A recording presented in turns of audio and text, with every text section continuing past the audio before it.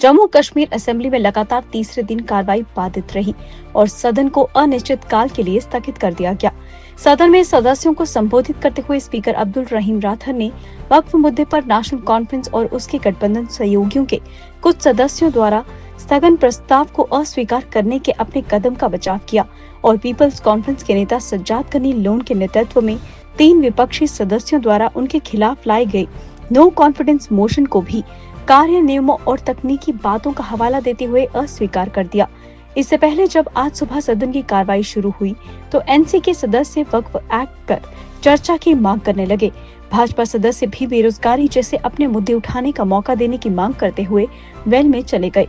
हंगामे के बीच अध्यक्ष ने सदन की कार्रवाई दोपहर 1 बजे तक के लिए स्थगित कर दी।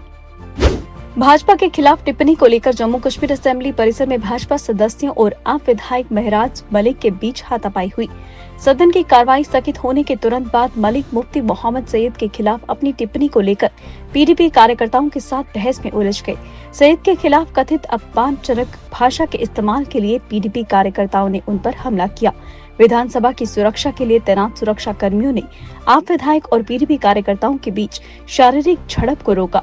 इसके बाद मलिक ने असेंबली परिसर के अंदर पीडीपी कार्यकर्ताओं को घुसने देने के लिए सुरक्षा विंग पर निशाना साधा। उन्होंने पुलिस पर पीडीपी कार्यकर्ताओं की तरह काम करने का भी आरोप लगाया और आरोप लगाया कि पुलिस उन लोगों के खिलाफ कार्रवाई करने में विफल रही जिन्हें विधायक पर हमला करने के लिए गिरफ्तार किया जाना चाहिए था।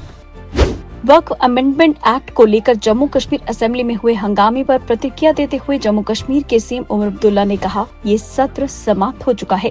मेरी अनुपस्थिति में सदन में कुछ अजीबोगरीब चीजें हुई। अब वे लोग मेरे बारे में बात कर रहे हैं जिन्होंने भाजपा की गोद में बैठकर जम्मू कश्मीर को बर्बाद किया, जिन्होंने राज्य के युवाओं को गुमराह करने के लिए क्रिकेट बैट बांटे और उन्हें तत्कालीन गृह मंत्री के कार्यक्रमों में घसीटा। हम जिस भी स्थिति में हैं वह उनकी वजह से है।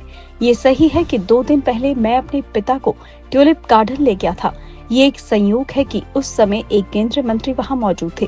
हमने एक दूसरे का अभिवादन किया। वह मेरे साथ एक तस्वीर लेना चाहते थे, मैं कैसे मना कर सकता था। अब जिन्होंने भाजपा को जम्मू कश्मीर में प्रवेश दिलाया वह मेरे खिलाफ इसका इस्तेमाल करने की कोशिश कर रहे हैं।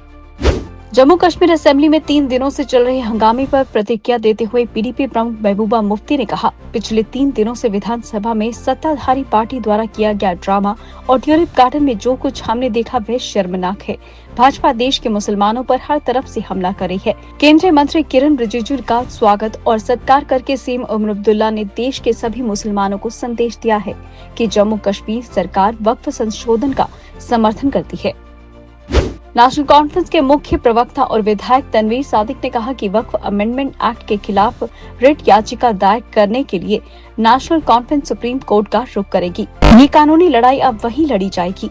सादिक ने जम्मू कश्मीर असेंबली के बाहर संवाददाताओं से कहा, सदन को आज दोपहर अनिश्चित काल के लिए स्थगित कर दिया गया। उन्होंने कहा कि एनसी का मानना है कि यह अधिनियम मुस्लिम समुदाय के धार्मिक मामलों में संवैधानिक रूप से खतरनाक हस्तक्षेप का प्रतिनिधित्व करता है। अधिकारियों ने बताया कि उधमपुर जिले में सुरक्षा बलों द्वारा 3 आतंकवादियों से संपर्क स्थापित करने के बाद मुठभेड़ शुरू हो गई। उधमपुर पुलिस ने एक्स पर कहा, पुलिस और अन्य सुरक्षा बलों द्वारा तलाशी अभियान के दौरान उधमपुर के रामनगर थाना क्षेत्र के जोफर गांव में आतंकवादियों से संपर्क स्थापित हुआ। उन्होंने कहा कि 2 से 3 आतंकवादी फंसे हुए हैं। उन्होंने कहा, गोलीबारी जारी है। सुरक्षा बलों ने कुपवाड़ा जिले में 8 किलोग्राम वजनी एक इम्प्रोवाइज्ड एक्सप्लोसिव डिवाइस का पता लगाकर उसे निष्क्रिय करके एक त्रासदी को टाल दिया। अधिकारियों ने कहा कि उत्तरी कश्मीर जिले के हंदवाड़ा के हफरोदा वन क्षेत्र में नियमित गश्त के दौरान सुरक्षा बलों को सड़क किनारे एक संदिग्ध वस्तु मिली। अधिकारियों ने बताया कि दस्ते ने बाद में बिना किसी नुकसान के आईडी को नष्ट कर दिया।